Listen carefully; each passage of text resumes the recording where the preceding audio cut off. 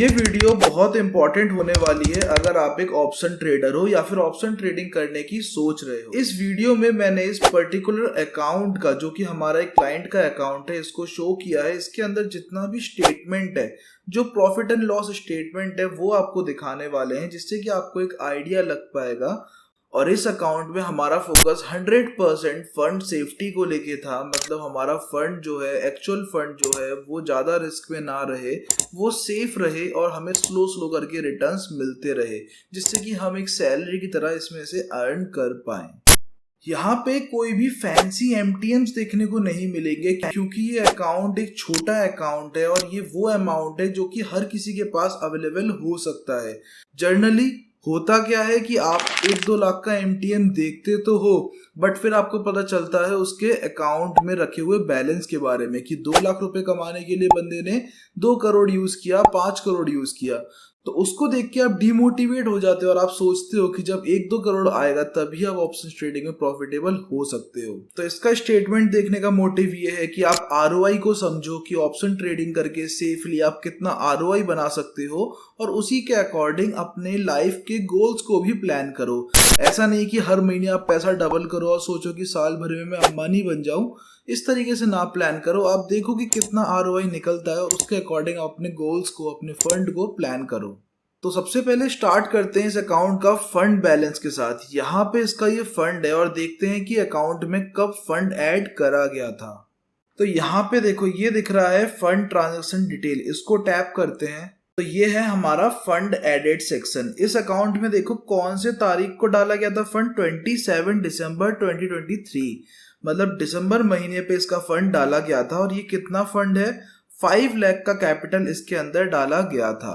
और इस अकाउंट पे हमने 1 जनवरी से ट्रेडिंग करना स्टार्ट किया था। तो अब मैं आपको दिखाता हूँ अकाउंट की स्टेटमेंट। अब देखो इसके अंदर फंड विड्रॉ दिख रहा है, मतलब ये कितना पैसा हम इस अकाउंट से निकाल चुके हैं।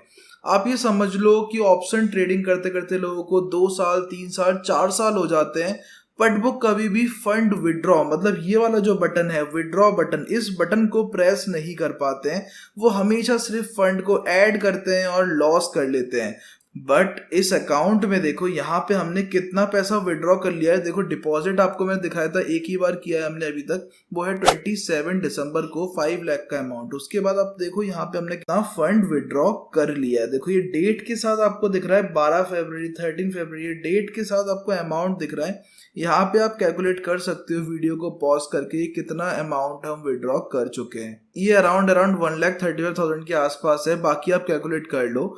तो हमने 1,35,000 रुपए के अराउंड विड्रॉ कर लिया है 5 मंथ्स में, मतलब 5 महीना। मई मंथ अभी चल रहा है तो कंसिडर करो कंप्लीट हो गया। हम इस बार कुछ भी विड्रॉ ना कर पाए, ये कंसिडर करते हैं। बट फिर भी आप समझो कि 5 महीने में 1,30,000 रुपए निकालना 5 लाख के अकाउंट से कितना आरओआई निकलता है, चलो इसको देख लेते हैं। अगर हम 1,38,000 निकालते हैं 5 लाख के अकाउंट से, तो इसका आरओआई निकलता है 0.27, मतलब 27%। मतलब हमने आरओआई कितना अर्न किया है, 27%, वो भी 5 महीने पे। तो 5 महीने पे 27% का आरओआई, तो हर महीने अराउंड 5% आप समझ लो कि 5% महीने का आरओआई बन रहा है। तो क्या हर महीने 5% बना है? चलो इसको भी चेक कर लेते हैं। 1,35,000 रुपए विड्रॉ करने के बाद हमारे पास जो अमाउंट बच रहा है 486 बच रहा है। एक्चुअल में हमें अभी पिछले 3-4 दिनों में लॉसेस हुए हैं, जिससे कि फंड 5 लाख से कम होके 485 आ गया है। इस फेज को कहते हैं ड्रॉ डाउन पीरियड, क्योंकि जैसे ही फंड 5 लाख से ऊपर जाता है हम उसको विड्रॉ कर लेते हैं, और जब भी 5 लाख से नीचे रहता है तो उसको हम ड्रॉ डाउन पीरियड कहते हैं। और अब देखते हैं कि हमारा मंथली परफॉर्मेंस कैसा रहा। तो ये है मई मंथ का पीएनएल। मई मंथ में अभी दिखा रहा है 15,800 का प्रॉफिट। अभी हमारा हाफ मंथ बचा हुआ है, हाफ नहीं तो समझ लो 1/3 मंथ बचा हुआ है। अभी भी मार्केट के अंदर 1 हफ्ता और है ट्रेड होने का, जिसके बाद मई मंथ का फाइनल पीएनएल दिखेगा आपको। बट कंसिडर करते हैं कि 15,000 मई मंथ का पीएनएल है। तो यहाँ पे हमारा कितना परसेंट बना, देखो 5 लाख के अकॉर्डिंग ही हम सब चीज कंसिडर करते हैं। तो 5 लाख से 15% अराउंड 3% होता है। जो आप चीज सोच रहे थे कि हर महीने 5% बनाए, हम उसको दिखाते हैं कि किस तरीके से हर मंथ ग्रोथ रही है हमारे अकाउंट की। तो यहाँ पे देखो आपको मई मंथ में अभी तक हमें मिल रहा है 3% का रिटर्न। अगर ये तीनों दिन लॉसेस ना हुए होते तो ये रिटर्न और बेटर होता, पर ठीक है, लॉसेस तो पार्ट ऑफ द गेम है। और आप एक चीज और नोटिस करो, यहाँ पे देखो विनिंग डेज कम है, लूजिंग स्ट्रीक ज्यादा है, बट फिर भी हमारा अकाउंट प्रॉफिटेबल है। इसकी क्या वजह है? इसकी वजह होती है रिस्क रिवॉर्ड रेशियो। हमारा जो रिस्क होता है वो बहुत कम होता है और हमें जब प्रॉफिट मिलता है तो वो बहुत अच्छा प्रॉफिट मिलता है। चलो अब मई मंथ का देख लिया, अब अप्रैल मंथ का चेक करते हैं। तो ये हमारा अप्रैल मंथ का रिकॉर्ड है। यहाँ पे देखते हैं क्या टोटल एमटीएम रहा था हमारे अप्रैल मंथ के लिए। यहाँ पे देखो अप्रैल मंथ पे नेट रियलाइज कितना दिखा रहा है, 16,800। तो ये भी करीब करीब 3% ही आप कंसिडर करो। 15,000 होता है वैसे तो 3%, पर 5 लाख का 16,000 समझ लो 3% के अराउंड अराउंड ये आपका नेट प्रॉफिट है। मतलब ये आपको क्रेडिट हुआ है, ब्रोकरेज चार्ज, टैक्स सब कुछ काटने के बाद इतना आपको क्रेडिट हुआ है। 3% गेन हमारा अप्रैल महीने का भी था। तो यहाँ पे आप देख सकते हो रेड डेज भी हैं, ग्रीन डेज भी हैं, बट हम लोग प्रॉफिटेबल किस तरीके से हो पाते हैं, क्योंकि जो हमारे प्रॉफिट होते हैं वो थोड़े बड़े होते हैं और लॉसेज जो है वो बिल्कुल फिक्स्ड हैं। वो कभी भी 5 लाख के अकाउंट में 5,000 से ऊपर नहीं जा सकता। मतलब एक दिन में 1% से ज्यादा लॉस हम नहीं लेते हैं।